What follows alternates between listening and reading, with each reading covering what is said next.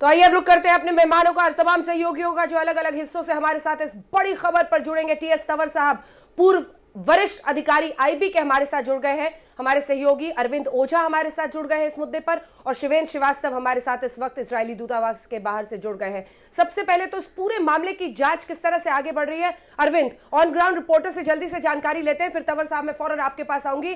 अरविंद, क्या समझा जाए? छर्रों का इस्तेमाल इशारा करता है ज्यादा नुकसान पहुंचाने की कोशिश थी, क्या समझे? क्या, जैसा हम बीते दिन से कह रहे हैं, छोटा धमाका लेकिन बड़ी साजिश, बड़ा संदेश देकर हिंदुस्तान और इजराइल की दोस्ती को सीधे एक तरह से चोट पहुंचाने की कोशिश है इस धमाके से। अरविंद, देखिए अंजना, बड़ी खबर मैं आपको दे रहा हूं, बहुत बड़ी खबर है इस पूरे मामले पर।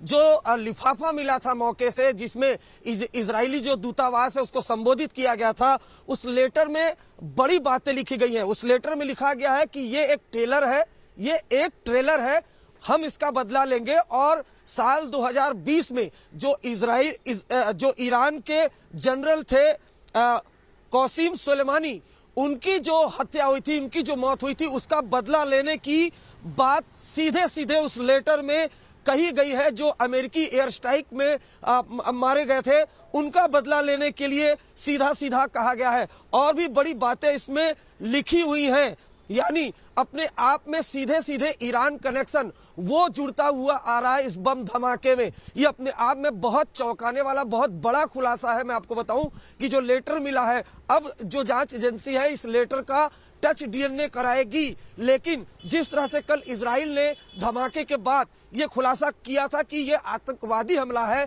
कहीं न कहीं इशारा साफ है। जिस तरह का लेटर मिला है, उस लेटर में सबसे पहले लिखा हुआ है इजरायली दूतावास के जो राजदूत है, जो जहां पर धमाका हुआ, उनको संबोधित किया गया। उसके बाद लिखा हुआ ये ट्रेलर है, हम इसका बदला लेंगे।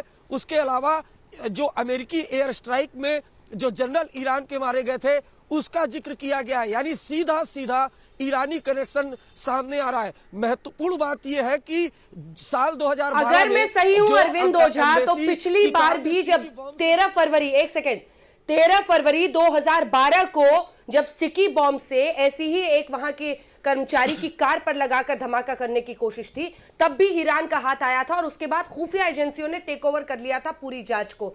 ईरान का ये एंगल आना अपने आप में अब डिप्लोमेटिक रिलेशंस को लेकर, क्योंकि अब भारत और जो इजराइल है उसके रिश्ते किस तरह के हैं, बहुत अच्छे रहे हैं, मैत्री दिवस के तौर पर बीते दिन को मनाया जाता है। और ऐसे रोज पर यह करना बताता है कि जो ऐसे मुल्क है जिनकी आंखों में हिंदुस्तान और इजराइल की दोस्ती खटकती है, वो सक्रिय होकर कहीं ना कहीं टारगेट कर रहे हैं इंडिया को इजराइल पर टारगेट करने के लिए। मैं फौरन आपके पास आ रही हूं, आप बने रहिए। जल्दी से शिवेंद्र, मौके से एक बार तस्वीरें दिखाइए आज की सुबह और कैसे जांच आगे बढ़ रही है।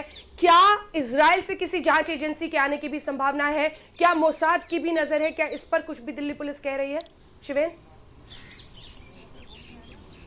देखिए, मैं इस वक्त यहाँ पर एम्बेसी के ठीक बाहर खड़ा हूँ, जहाँ पर पूरी तरह से सुरक्षा जो कल से ही बढ़ा दी गई थी और ये डबल बैरिकेड किया गया है ताकि किसी भी तरीके से जांच के जो साक्ष्य हैं वो उनको कोई असर न पड़े और उनको पूरी तरह से सुरक्षित रखा जा सके। इस बीच जो सरकार है उसके साथ मोसाद जो वहाँ की एजेंसी है उसने संपर्क किया है और वो नजर वहीं से रखे हुए हैं, लेकिन बहुत संभावना है कि इस पूरी जांच में वो भी शामिल हों, क्योंकि मोसाद पूरी दुनिया की एक ऐसी एजेंसी मानी जाती है जो बहुत बहुत डीपली, बहुत थॉरली और बहुत ही इंटेंस इन्वेस्टिगेशन करने के लिए मानी जाती है। और उसको चूंकि उनके ही देश से जुड़ा हुआ मसला है इसलिए वो हर हाल में इसमें शामिल होंगे। और एक बात और खास बात है कि इजराइल एक ऐसा देश है कि अगर उनके एम्बेसी या इनके एस्टेब्लिशमेंट या उनके अधिकारी को कहीं भी टारगेट किया जाता है तो उसको सीधे वो टेरर अटैक ही मानते हैं, उसको आपराधिक षड्यंत्र या छोटी मोटी घटना मानकर नहीं चलते। इसलिए बहुत सख्ती से, बहुत गंभीरता से दोनों देशों के बीच में बात हुई है कि जांच को पूरी तरह से गंभीरता से ही किया जाए और दिल्ली पुलिस इसको पूरी तरह से कर भी रही है। लेकिन इस घटना से एक बात बहुत साफ तौर पर सामने आ रही है कि ये घटना